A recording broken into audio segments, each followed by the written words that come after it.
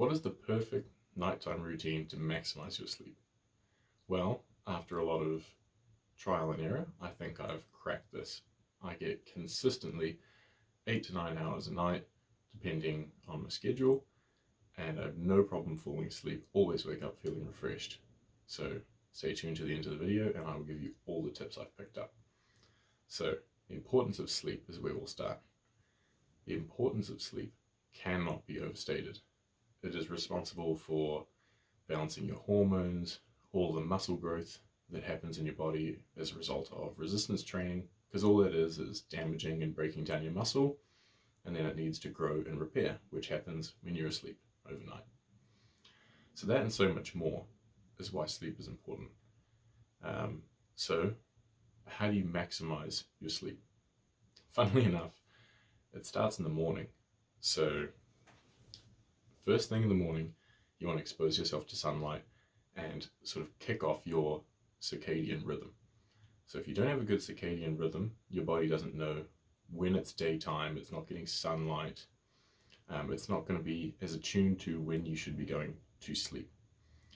So along with sunlight in the morning, tire yourself out, do some exercise, go to the gym, go for a run, do something active in the day, even just a walk, something to burn some energy so you're actually tired come the end of the day.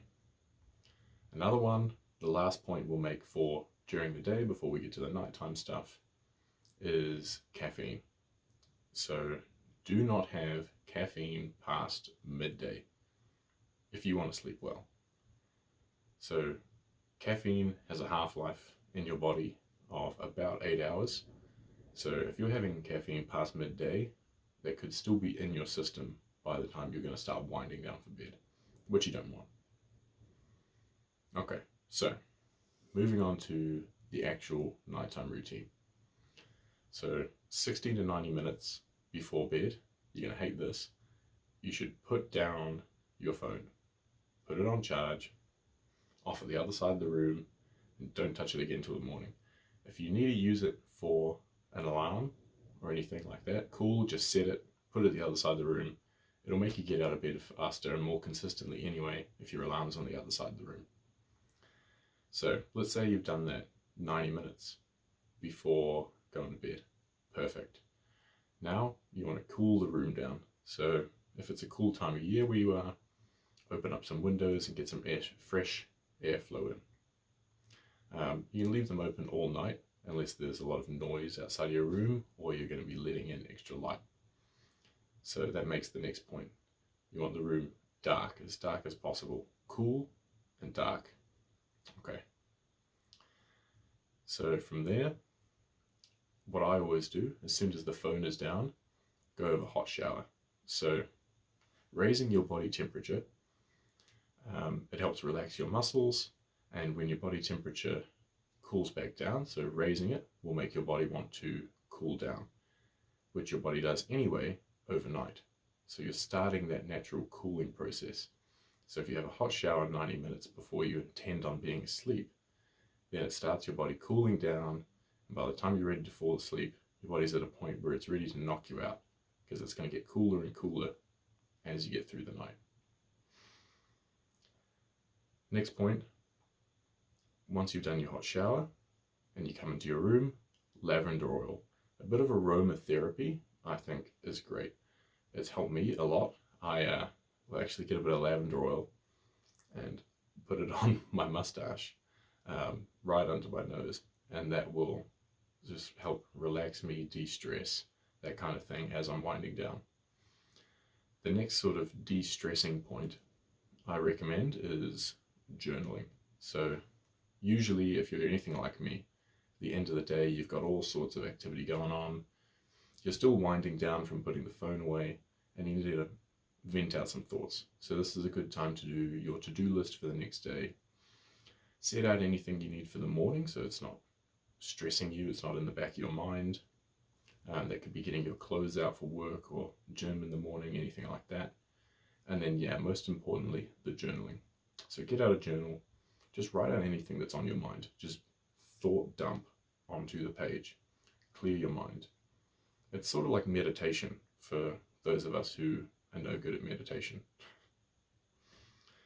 And from there, you'll actually be able to focus a lot better now on a book. So, final step before going to sleep here, read.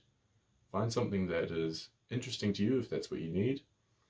But if you want to be asleep even faster, read something boring. So, as an example of both, at the moment I'm reading a book called The Secret of Secrets by Dan Brown. And he's the guy who wrote the Da Vinci Code. And I love his books, and I'll stay up probably later than I should. I have to force myself to put it down because I find it so interesting. However, on the contrary to that, the last book I read was the Inferno part of Dante's Divine Comedy, and it's old language translated from like the Tuscan dialect that he wrote it in at the time. It's all very old-timey and slow going, and that book I found pretty boring, culturally enriching, but boring. And that put me to sleep so much faster. So, boring book, you'll get to sleep faster. Good book, you'll enjoy your evenings more. It might even be a good incentive to put the phone down earlier and get into bed so you can read a bit more. And from there, that's pretty much it. So, keep a consistent sleep time and wake time is the only other recommendation I'll make for your overall sort of circadian rhythm. Aim to go to bed and wake within half an hour of the same time every day. And that's it. It's as simple as that. That's all you need to know. Try this routine. I guarantee you'll get a better night's sleep. It's worked for me and I've tried everything. If you want to know more and have some other fitness tips and that kind of thing, subscribe. Or I hope this video has been of value to you and you get a good night's sleep.